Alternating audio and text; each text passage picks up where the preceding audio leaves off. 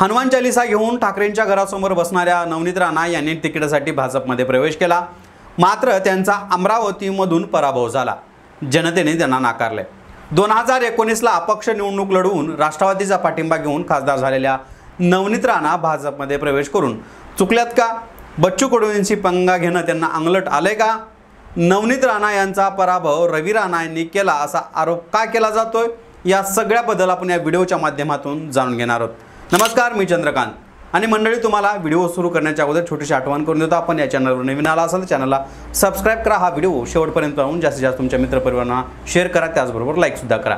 तर भाजपकडून नवनीत राणा तर महाविकास आघाडीकडून बळवंत वानखेडे असा सामना होणार असं दिसत असतानाच महायुतीचे घटक असलेले बच्चू कडू यांनी बंड केलं आणि शिवसेनेतून दिनेश बुब यांना आयात करून प्रहार पक्षातर्फे उमेदवारी घोषित केली। अमरावतीची निवडणूक 26 एप्रिलला पार पडली आणि 4 जूनला त्याचा निकाल लागला। अमरावतीमध्ये काँग्रेसचे जे उमेदवार बळवंत वानखेडे यांचा विजय झाला, तर महायुतीचा भाग असलेल्या प्रहार जनशक्ती पक्ष यांनी अमरावतीतून उमेदवार दिला होता आणि त्यांना जवळपास म्हणजे दिनेश बुब यांना 85,300 मतं मिळालीत। म्हणजेच प्रहार जनशक्ती पक्षाच्या उमेदवारामुळे राणा यांना मिळणारी मतं फुटलीत असं देखील सांगितलं जात आहे। आता मी महत्त्वाच्या मुद्द्यावर येतो, ते म्हणजे नवनीत राणा यांच्या पराभवाचे कारण काय याच्यावर। बच्चू कडू आणि रवी राणा हे दोघे एका जिल्ह्यातले आणि या दोघांमध्ये भयंकर वाद आहे आणि विरोधी आहे। अमरावती जिल्ह्यात प्रहार जनशक्ती पार्टीचा मोठा बोलबाला आहे आणि प्रभावी आहे आणि या ठिकाणी आपला उमेदवार दिला, मात्र राणाच्या विरोधात त्यांनी मोठा प्रचार केला।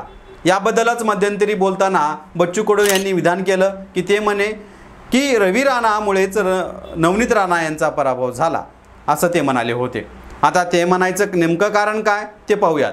नवनीत राणा आणि रवी राणा यांनी त्यांच्या प्रचारात प्रचंड आक्रमकता आणि खालच्या पातळीवरची टीका केल्याला देखील पाहायला मिळालं।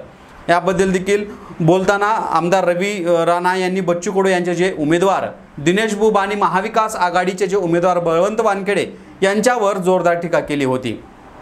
नवनीत राणा यांच्या प्रचार सभेत त्यांनी बच्चू कडू यांचे उमेदवार दिनेश बुब यांच्यावर गंभीर आरोप देखील केले होते।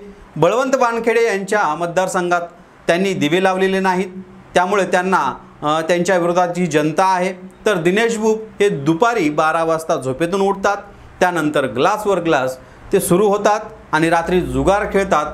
अशा उमेदवाराला मतदान करून तुम्ही निवडून देऊ नका, असे जर उमेदवार तुम्ही निवडून दिले तर ते अमरावतीकडे लक्ष देणार नाहीत, अशी टीका रवी राणांनी केली होती।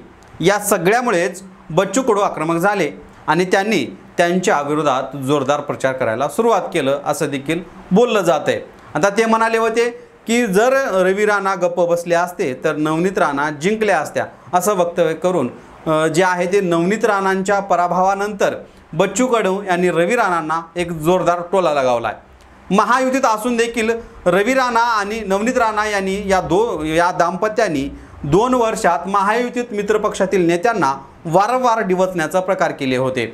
रवी राणांनी उघडपणे माझे जे खासदार आहेत आनंदराव अडसूळ आणि आमदार बच्चू कडू यांना लक्ष केलं होतं आणि त्याचाच वचपा या लोकसभा निवडणूक नेत्यांनी काढला असं देखील बोललं जात आहे। बच्चू कडूंनी आपला उमेदवार दिला आणि अडसूळ यांनी आपण राणाचा प्रचार करणार नाही असं थेट सांगून टाकलं होतं। त्यामुळे अडसूळ यांची जी ताकद आहे ते नवनीत राणांना मिळाली नाही। अमरावतीत ज्या दिवशी अमित शहाची सभा होती तेव्हा बच्चू कडू यांना ते मैदान देखील नाकारण्यात आलेलं होतं। त्याचबरोबर विकासाचे मुद्दे सोडत फक्त हिंदुत्वाचा प्रचार करणं असेल किंवा हनुमान चालीसा असेल किंवा विनाकारणची असलेली आक्रमकता, आदिवासी भागातील लोकांची नाराजी आणि भाजपच्या कार्यकर्त्यांनी नवनीत राणा यांचा न केलेला प्रचार, त्यामुळे त्यांचा पराभव झाला असं देखील राजकीय विश्लेषकांचं म्हणणं आहे। हे सगळे मुद्दे सोडून कोणत्या मुद्द्यामुळे नवनीत राणा यांचा पराभव झाला असं तुम्हाला वाटतं ते आमच्या कमेंट बॉक्समध्ये नक्की सांगा। आणि मंडळी, तुम्हाला आणखी परत एकदा आठवण करून देतो, आपण या चॅनलवर नवीन आला असाल तर चॅनलला सबस्क्राइब करा, हा व्हिडिओ आपण शेवटपर्यंत पाहिला असाल तर लाईक करा, त्याचबरोबर तुमच्या मित्रपरिवारांना शेअर सुद्धा करायला विसरू नका। धन्यवाद।